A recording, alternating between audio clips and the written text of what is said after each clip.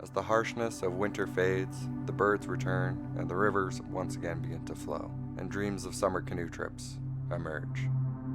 Over the years and countless trips, we've honed our method for planning summer canoe trips, and I know it can sometimes be difficult to find new places to see and seem daunting to those just starting out in the paddling world. So I thought I'd share some of our strategies for planning an epic canoe trip.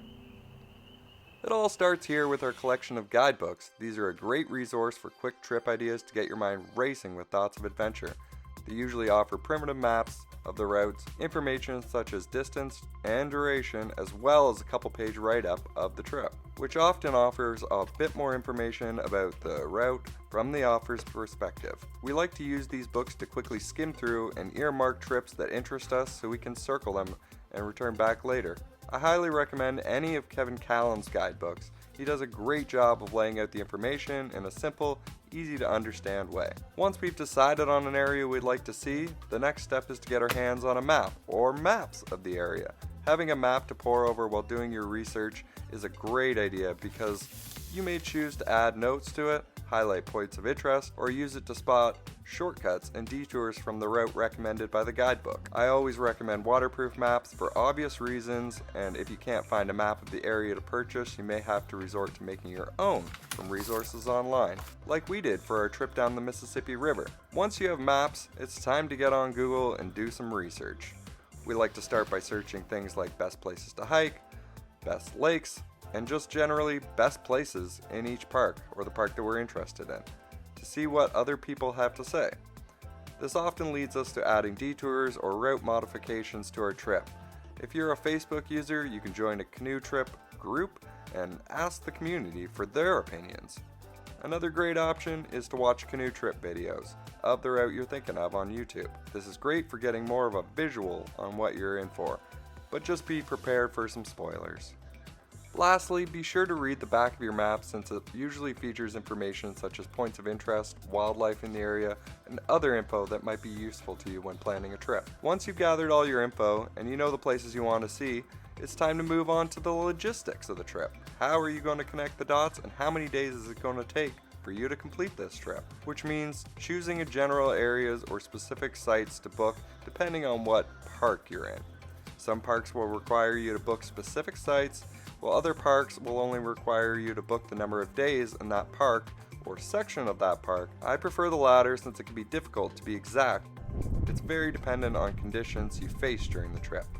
As a quick rule of thumb, I literally use my thumb and pinky finger on a map to quickly figure out the distance we can cover in a day.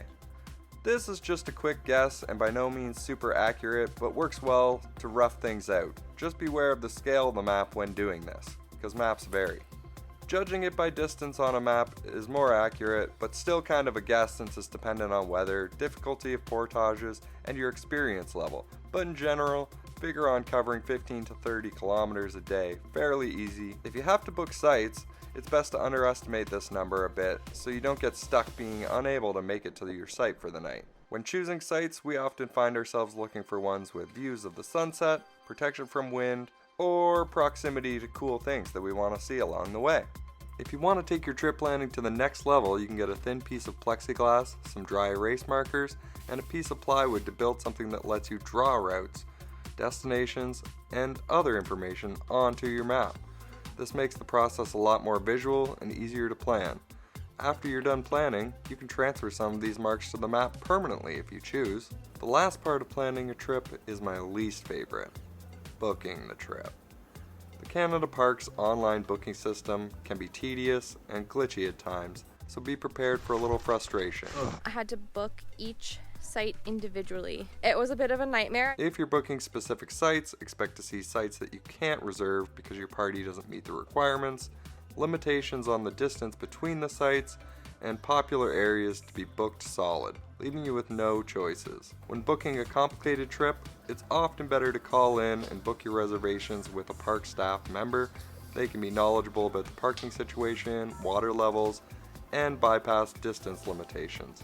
Sometimes old school is just better. I'd like to book a trip in Algonquin. Feeling of relief that comes after you complete this step is great, but is only the start of your adventure. Ooh, that was lightning. This is part of a series that I've been wanting to make for a long time about how to get started backcountry camping, so be sure to like and subscribe for more installments to come.